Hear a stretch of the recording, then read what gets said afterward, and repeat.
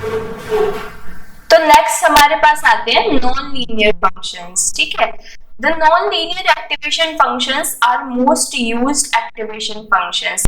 तो जैसा कि अभी मैंने बताया था कि हमें किसके लिए यूज करना होता है, इमेजेस हो गई हमारी, वीडियोस है ना, ऑडियो हो गई, ये सारा जो जितना भी कॉम्प्लेक्स डाटा है ना, इसके ऊपर हमें आज के टाइम में क्या करना है, प्रोसेसिंग करनी है, एनालिसिस करना है इसके ऊपर। तो इसलिए हमें नॉन लीनियर फंक्शंस की काफी नीड होती है। ये थोड़े से हमारे डिफिकल्ट है तो इन्हें ध्यान से देखेंगे हम। It makes it easy for the model to generalise और adopt with a variety of data and to differentiate between the output। अब देखो ये जैसे हमने एक ग्राफ प्लॉट किया हुआ है ना, अब जैसे पीछे वाले ग्राफ्स में आप लोगों ने देखा था कि हमारे पास स्ट्रेट लाइंस थी है ना, लीनियर फॉर्म थी हमारे पास कहीं भी। यहाँ पे क्या है, कॉन्टिन्यूअस फॉर्म है। इधर बहुत सारे हमारे पास डेटा पॉइंट्स है और ये कॉन्टिन्यूअस डाटा हमारा ना, डिस्क्रीट नहीं है ये। तो इसके लिए हम क्या नॉन लीनियर फंक्शंस यूज कर रहे होंगे। They allow the model to create complex mappings between the network input and output, which are essential for learning and modeling complex data। यही जो अभी मैंने बताया कि इमेज, वीडियो, ऑडियो, ये जो कॉम्प्लेक्स डाटा रहता है हमारा इंटरनेट पे आजकल हर जगह है ना, इसको प्रोसेस करने के लिए, इस पे एनालिसिस करने के लिए है ना, इसके ऊपर क्लासिफिकेशन, प्रेडिक्शन यूज करने के लिए वहां पे हमारे नॉन लीनियर फंक्शंस का यूज हो रहा होगा। तो अभी हमने पढ़ा था कि भाई जो लीनियर फंक्शंस होती हैं उनकी दो हमारी डिसएडवांटेजेस पड़ी थी। क्या क्या थी, एक बैक प्रोपगेशन और एक हमारी सारी की सारी लेयर्स एक ही लेयर के अंदर मर्ज हो जा रही थी है ना। तो उसको हमने अब ओवरकम किया with the help of non linear functions. ठीक है, तो क्या बोलते हैं कि they allow the back propagation. ठीक है, ये हमें चाहिए थी है ना, क्योंकि हम बैक प्रोपगेट करके ये देखना चाह रहे थे कि भाई हम क्या ऐसा अपने सिस्टम में एडवांसमेंट करें कि हमारा जो आउटपुट आए वो अच्छा आए है ना। यहाँ से जो आउटपुट आया, यहाँ से हमने क्या देखा, इस तरफ बैक प्रोपगेट करके देखा कि भाई क्या मैं यहाँ पे वेट कुछ चेंज कर सकती हूँ जिस वजह से हमारा जो आउटपुट आए फाइनल वो अच्छा निकल के आए है ना। ये हमारी लेयर्स हैं न्यूरॉन्स की। तो बैक प्रोपगेशन इसके अंदर पॉसिबल है। फिर इसके बाद देखते हैं कि they allow stacking of multiple layers. अभी क्योंकि पिछले वाले में हमने क्या देखी थी कि सारी की सारी जो लेयर्स थी वो एक ही लेयर के अंदर मर्ज हो जा रही थी। ठीक है, क्योंकि हमारे पास आउटपुट तो सेम ही आ रहा था। ठीक है, एक ही लाइन से हम उसको रिप्रेजेंट कर रहे थे। यहाँ पे क्या करेगा, स्टैक्स बन जा रहे हैं। ठीक है, मल्टीपल लेयर्स के स्टैक्स बन जा रहे हैं। बहुत सारी हम इसके अंदर क्या यूज कर रहे हैं, हिडन लेयर्स यूज कर रहे हैं, वो आगे वाले मॉडल्स में हम देखेंगे। अभी सिर्फ आप लोग ये समझो कि हमने क्या किया, जो हमारी डिसएडवांटेजेस थी लीनियर फंक्शंस की उनको ओवरकम किया with the help of non linear functions. अब इसकी जो सबसे पहली टाइप आती है नॉन लीनियर फंक्शन की, वो रहती है हमारी सिग्मॉइड फंक्शन। ऐसे लग रहा होगा यार ये तो सब पढ़ा पढ़ा सा है। इसका एक और नाम है हमारा लॉजिस्टिक फंक्शन। ठीक है, तो कुछ भी पूछ लिया जाए सेम ही है ये। तो it is a function which is plotted as S shaped graph. जो हमने अभी लीनियर फंक्शन में सिग्नम फंक्शन पढ़ा था है ना, जिसकी रेंज कहां से कहां तक थी, +1 से लेके -1 तक थी है ना। कुछ ऐसा सा हमारा ग्राफ प्लॉट हो रहा था, बीच में क्या थी हमारी 0 लाइक कर रही थी है ना। इधर था +1 और इधर था -1। तो उसी का ही एक तरीके से कह सकते हैं थोड़ा सा मॉडिफाइड रूप है ये है ना। इसके अंदर बस कॉन्टिन्यूअस हमारे डाटा पॉइंट्स आ जाते हैं। ठीक है, ये ऐसा एस शेप का ग्राफ बन जाता है और इसकी रेंज कहां से कहां तक रहेगी, 0 से लेके हमारी 1 तक रहेगी, जिसमेन 0.5 को हम मिड रेंज लेकर के चलते हैं। इक्वेशन हमारी अगेन इंपॉर्टेंट है, इसे याद रखना है। ठीक है, s = 1/1 + e⁻⁻x। डेरिवेटिव हमारा ये निकल के आता है।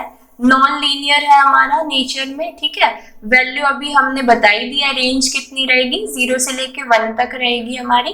रेंज को बिल्कुल हमें भूलना नहीं है। ठीक है, रेंज हमें हर एक फंक्शन की याद रखनी है अलग। अब इसके यूजेस कहाँ हो रहे होंगे, आउटपुट लेयर में यूज होगा और बाइनरी वैल्यूज के लिए यूज होगा, ठीक है। या तो हमारी 0 वैल्यू होगी हमारे आउटपुट में, या तो हमारी 1 होगी। अब इसके कुछ डिसएडवांटेजेस हैं। अगेन हम देखो इनको है ना एक कहानी की तरह याद रखो, बहुत अच्छे से याद रहेंगे लाइन वाइज। अब इसकी जो डिसएडवांटेजेस रहेंगी वो जो हमारा अगला फंक्शन होगा वो ओवरकम कर देगा, है ना। तो इसका क्या रहता है, सबसे पहले disadvantage vanishing gradient. For very high और very low values of x there is almost no change to the prediction causing a vanishing gradient problem। अब ये क्या कहना चाह रहे हैं इस बात से, देखो कॉम्प्लेक्स डाटा पे जब हम क्या करते हैं अपनी प्रोसेस करते हैं तो क्या होता है कि मान लो जैसे 10 है एक वैल्यू, देन हमारे पास 1000 है, देन हमारे पास 10 लाख है, ठीक है।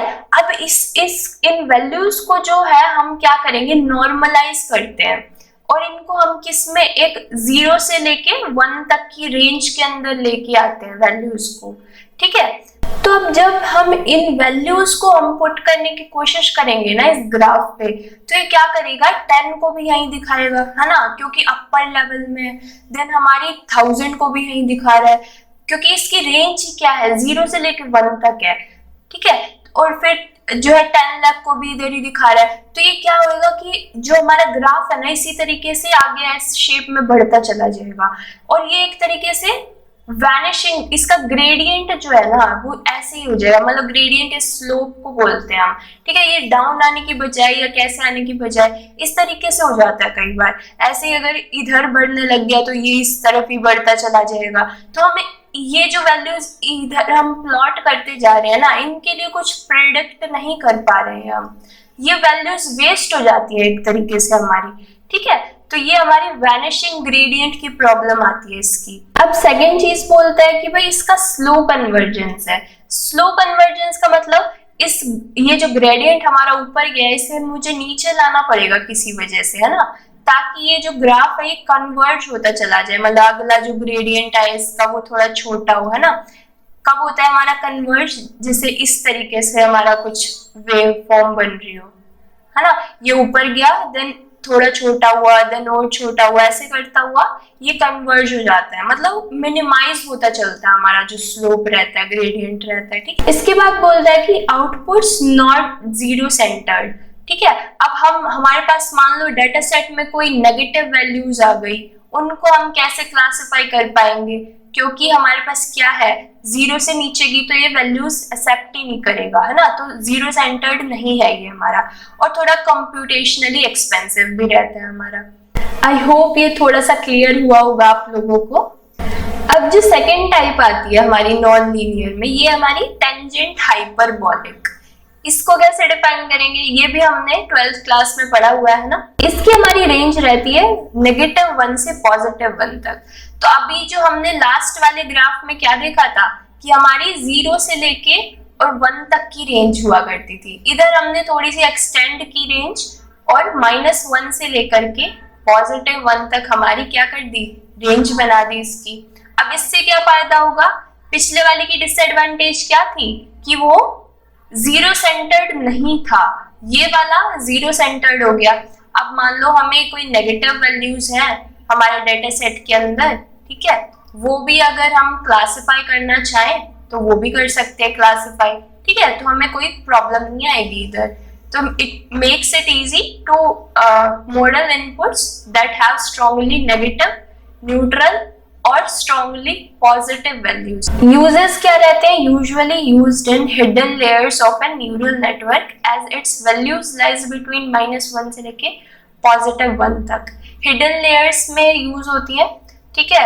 ये हम सारे ये जो टर्मिनोलॉजीज आ रही है ये हम आगे वाली वीडियोस में पढ़ेंगे, ठीक है।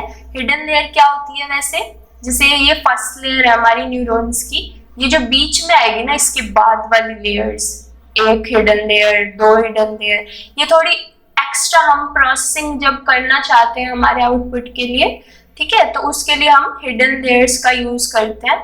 आगे जो मॉडल्स पढ़ेंगे उनमें हम पढ़ेंगे ये सारी चीजें। अब इसके बाद इसकी इक्वेशन क्या है, ये वाली हमें याद रखनी है ये, ठीक है। तो यूनिवर्सिटी एग्जाम्स के लिए जितने भी हमारे ये एक्टिवेशन फंक्शंस है, इनके आप लोग ये इक्वेशंस याद रखो, इनकी रेंज याद रखो और यूजेस याद रखो, ठीक है।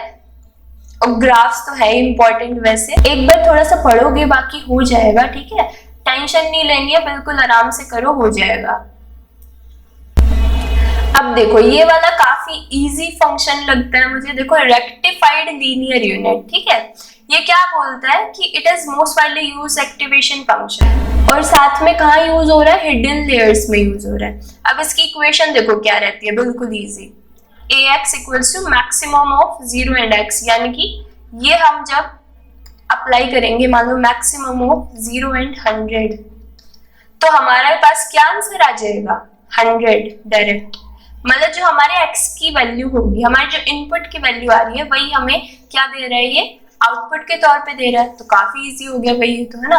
तो it gives an output x if x is a positive and 0 otherwise, ठीक है। यानी कि 0 से लेके इंफिनिटी तक जितने भी वैल्यूज रहेंगी उनके लिए क्या देगा, डायरेक्ट वही नंबर ही दे देगा ये वैल्यू, ठीक है, n दे देगा हमें, और अदरवाइज हमारी 0 देगा। वैल्यू रेंज क्या रहेगी, 0 से लेके इंफिनिटी तक, नॉन लीनियर है नेचर में। यूज कहाँ रहेगा, ReLU is less computationally expensive than TANH and sigmoid because it involves simple mathematical operation. Of course पिछले वाली equations देखी थी ना, कितनी बड़ी बड़ी सी थी, डरावनी, है ना। इसमें क्या याद करना है, सिर्फ maximum of 0, z, है ना, जो हमने इनपुट दिया है वही हमें आउटपुट मिल जा रहा है। आई होप आप लोग साथ साथ नोट्स बना रहे हो, है ना। मैंने बोला था ना सारे सेम लगेंगे अदरवाइज। अब फोर्थ फंक्शन आ जाता है हमारा सॉफ्ट मैक्स फंक्शन। ये क्या बोल रहा है भाई, the softmax function is also a type of sigmoid function. Again आ गया ये, ठीक है। लीनियर में हमने क्या बोला, सिग्नम बोला। सेकेंड, अब नॉन लीनियर में आया जब क्या बन गया, सिग्मॉइड बन गया, जो कि हमारे किसके लिए था, सिर्फ बाइनरी फॉर्म के लिए था, है ना। ये हमारा मल्टी क्लासिफिकेशन के लिए यूज हो रहा है, यानी कि जो हमारा कंटिन्यूअस नेचर है अगर हमारा, ठीक है, कंटिन्यूअस नेचर है हमारे डाटा का, यानी कि वैल्यूज अलग अलग आ रही है हमारे पास, 1 भी प्लॉट कर रहे हैं हम, 2 भी प्लॉट कर रहे हैं, 3 भी कर रहे हैं। ऐसा नहीं है कि 1 2 3 के लिए डायरेक्ट सिर्फ 1 ही प्लॉट किया है ना, समझ रहे हो ना। बाइनरी में क्या सिर्फ 2 वैल्यूज ले पा रहा था वो, 0 या 1। कॉन्टिन्यूअस के अंदर अलग अलग वैल्यूज हमारे ले पा रहा है फंक्शन, ठीक है। But is handy when we are trying to handle classification problems. अब देखो क्लासिफाई कैसे करते हैं हम, जैसे मैंने पहले भी बताया था कि ये रेक्टेंगल क्लास है हमारी, ये सर्कल क्लास है, इनको हमें क्या करना है, क्लास ए और क्लास बी के अंदर डिवाइड करना होता है। तो ऐसी प्रॉब्लम्स के लिए हमें क्या सॉफ्टमैक्स फंक्शन हम यूज कर रहे होंगे, ठीक है। The nature is non linear function ही पढ़ रहे हैं हम सारे के सारे। यूजेस करेंगे usually used when trying to handle multiple classes. Multiple classes मतलब कैसे, अभी ये तो जैसे 2 ही क्लास हुई, ठीक है। इसके बाद मैंने क्या किया, ट्रायंगल क्लास भी ऐड कर दी मान लो, ठीक है। इसे भी क्लासिफाई करना चाह रहे हैं हम साथ साथ, ठीक है। तो ऐसा जो डाटा रहता है हमारा, मल्टीपल क्लासेस होंगी, 1 2 3 4 कितनी भी क्लासेस हो सकती हैं, ठीक है। उनको हम क्लासिफाई करने के लिए क्या यूज कर रहे होंगे, सॉफ्टमैक्स फंक्शन। अब हमें डरना नहीं है क्योंकि हमारा लास्ट फंक्शन आ चुका है फाइनली, एक्टिवेशन फंक्शंस हमारे खत्म होते हुए। It looks very similar to sigmoid activation function, ठीक है। sigmoid जैसा ही लग रहा है। ज्यादातर हमारे ग्राफ्स देखो S शेप में ही है ना, कोई हमारा थोड़ा तीखा सा S बना हुआ है, थोड़ा हमारा कर्वी S बना हुआ है ना, ये ऐसे ही टाइप के हैं सारे के सारे। तो sigmoid फंक्शन जैसा ही है ये, it maps the input to output over a range of 0 and 1। Again अब ये देखो ये ऐसे लिखा जाएगा एक्टिवेशन फंक्शन हमारा। सिग्मॉइड फंक्शन में हमारा थोड़ा एस कर्वी शेप में था, है ना, याद है ना। सिग्मॉइड फंक्शन 3 बार पढ़ चुके अब तो। सिग्मॉइड फंक्शन जैसे हमारा थोड़ा कर्व शेप में था। जो हमारा रैम्प फंक्शन है ना, ये थोड़ा सा तीखा सा है ना, ये कैसा है, शार्प कर्व्स है इसकी। तो आई होप ये सारे के सारे आप लोगों को फंक्शंस क्लियर हुए होंगे। थोड़े से मतलब 1-2 फंक्शंस हैं जिन्हें आपको थोड़ा सा क्रैम करना पड़ेगा, मैं मानती हूँ थोड़े सा डिफिकल्ट है ये, बट 1-2 बार करेंगे हम लोग तो आ जाएगा हमें समझ, है ना। तो इस वीडियो को करते हैं यहीं पे and. Thank you very much for watching this video till the end. और यार मिलेंगे अब नेक्स्ट वीडियो के अंदर। अगर ये वीडियो अच्छी लगी और थोड़ी सी भी हेल्पफुल लगी हो तो इसको प्लीज लाइक कर देना, साथ में अपने दोस्तों के साथ कर दो शेयर इसे, और साथ में चैनल को सब्सक्राइब भी कर लो प्लीज, ताकि आप लोगों को ऐसे और वीडियोस आगे नियर फ्यूचर में मिलती रहे और आपकी एग्जाम में हेल्प होती रहे। अब मिलेंगे चलो नेक्स्ट वीडियो के अंदर, इसे कर लेना तुम रिवाइज, और best of luck for your exams. Bye.